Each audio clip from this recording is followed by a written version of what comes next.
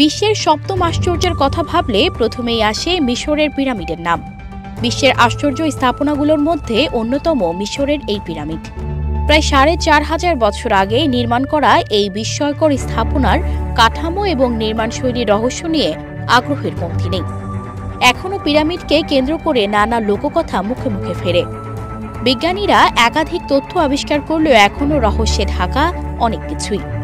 আবার এই পিরামিড ঘিরেই রয়েছে একাধিক কনস্পিরেসি থিওরি, আর সেই তথ্য পিরামিডকে জুড়ে দিয়েছে ভিনগ্রহী বা এলিয়েনদের সঙ্গে। ভিন গ্রহ থেকে আসা কোনো এলিয়েন স্থাপনাগুলো বানিয়েছিল কিংবা শস্য সংরক্ষণের জন্য ফারাওয়ারা এগুলো তৈরি করেছিল, এমন নানা ধারণা প্রচলিত আছে পিরামিডকে ঘিরে। আসলে কিভাবে তৈরি করা হয়েছিল পিরামিড, আর কেনই বা তৈরি করা হয়েছিল, তা নিয়ে দীর্ঘ সময় ধরে চলছে বৈজ্ঞানিক গবেষণা।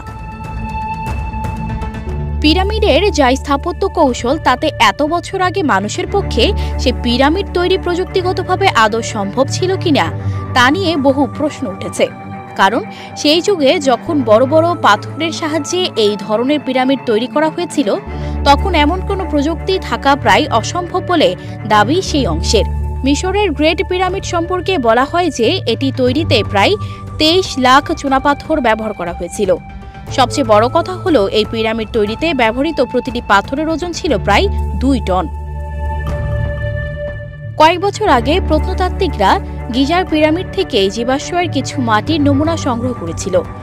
সেগুলো পরীক্ষার জন্য ফ্রান্সের একটি পরীক্ষাগারে পাঠানো হয়। সেই নমুনা পরীক্ষা করে দেখা যায় যে সেগুলোর মধ্যে উপস্থিত জীবাশ্মগুলোর অস্তিত্ব নীল নদের তীরে পাওয়া যায়। এই তত্ত্বের ভিত্তিতে বিজ্ঞানীরা বিশ্বাস করতেন যে মিশরীয়রা নীল নদের পানি ব্যবহার করে এই বড় পাথরগুলোকে উঁচুতে তুলত। প্রায় কয়েক দশক ধরে হাজার হাজার শ্রমিকদের দিয়ে এটি নির্মাণ করা হয়েছিল। এখন প্রশ্ন, কেন তৈরি করা হয়েছিল পিরামিড? এটি মূলত সমাধিক্ষেত্র। প্রাচীন মিশরের শাসনকর্তা ফারাওয়াদের মৃত্যুর পর তাদের সমাহিত করা হতো এই বিশাল সমাধিক্ষেত্রে।